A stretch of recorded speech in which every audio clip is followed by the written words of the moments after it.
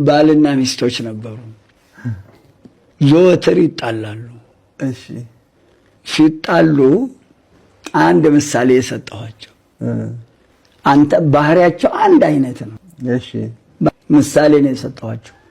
እሺ ዘወትር እየሰከረ ይመጣል ይበጠብጣል፣ እየሰከረ ይመጣል ይበጠብጣል።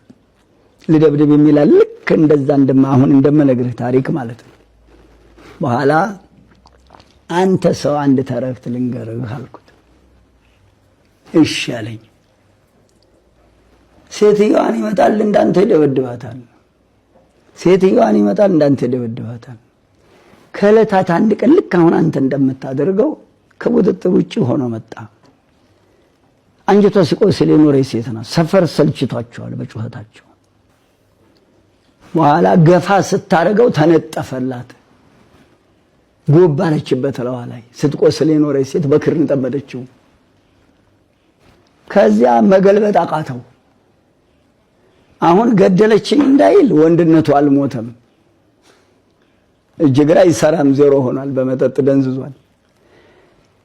እንደገናም ደግሞ ተነሽልኝም እንዳይል እፍረት ሆነበት።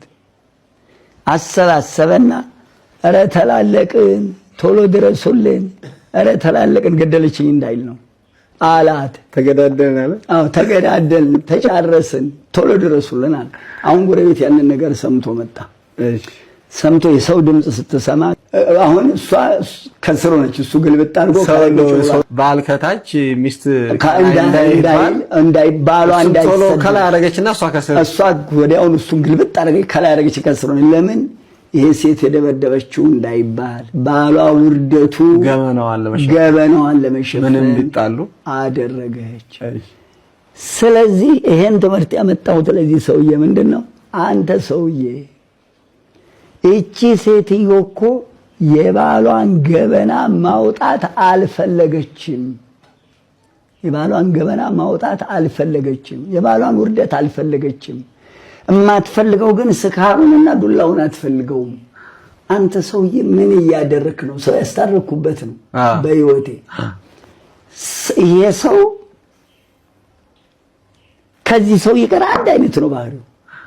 አሁንም እቺ ሴትዮ ልብ አድርግ፣ ቀን የሞላላት ለታ ትነርታለች። እቺ ሴትዮ አይበቃህም? እንዳትነርትህ አይበቃህም? ውርደትህ አንተ ለሰፈርህ ለልጆችህ የሰካራም ልጆች እያሰኘህ ልጆችህን ሚስትህን የሰካራም ሚስት እያሰኛት ኑሮ ነው ይሄ፣ ህይወት ነው ይሄ ብዬ አልቅሶ ባለ